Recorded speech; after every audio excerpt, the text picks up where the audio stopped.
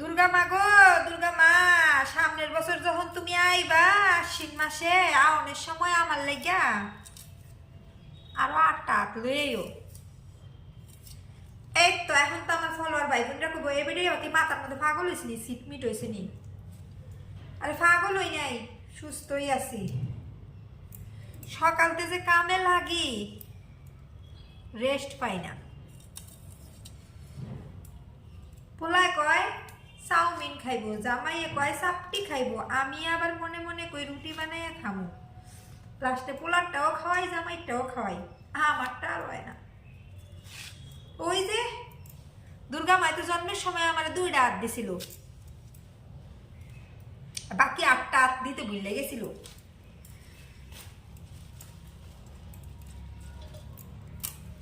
বিয়ার পরে বেড়া মানুষরা ভাবে ঘরের ভিতরে বুঝি একটা জ্যান্ত দুর্গা লই আইছে। এটা আবার কেড়ে কইলাম,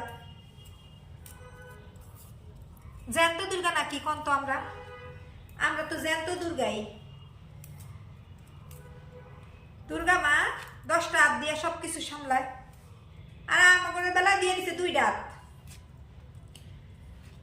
আরে আর 2টা হাত বেশি দিলেই তো হইতো, সবার মন জুগাইয়া চলতাম। কি কইতাম, নিজের বেলা 10টা হাত রাখা দিছে আর আমাকে বেলা 2টা হাত দিয়ে দিছে। নিজের বেলা 10 দিক সামলায় দুর্গা মা, আর আমাকে বেলা দেখেন কাণ্ডটা কি করছে। সকাল থেকে এখনো রেস্ট নেওয়ার সময় পাই নাই।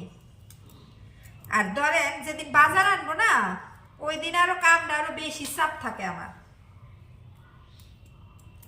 একটু দুঃখের কথা শেয়ার করলাম, আপনারা আবার ভাববেন না এবার মাথা ঠোলমোল গেছে।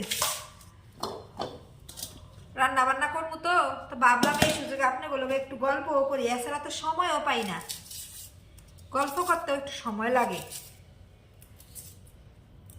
মা গো মা, ওনের পেঁয়াজটিও যাবো, একটা পেঁয়াজ কাটলে মনে হয় যে চোখ দিয়ে এমন জল পড়ে। জামাই আর গুতা দেওয়ান লাগতো না, পিটান লাগতো না, পেঁয়াজ কাটতেছো এর সামনে ধরলে এমনি জ্বলাই।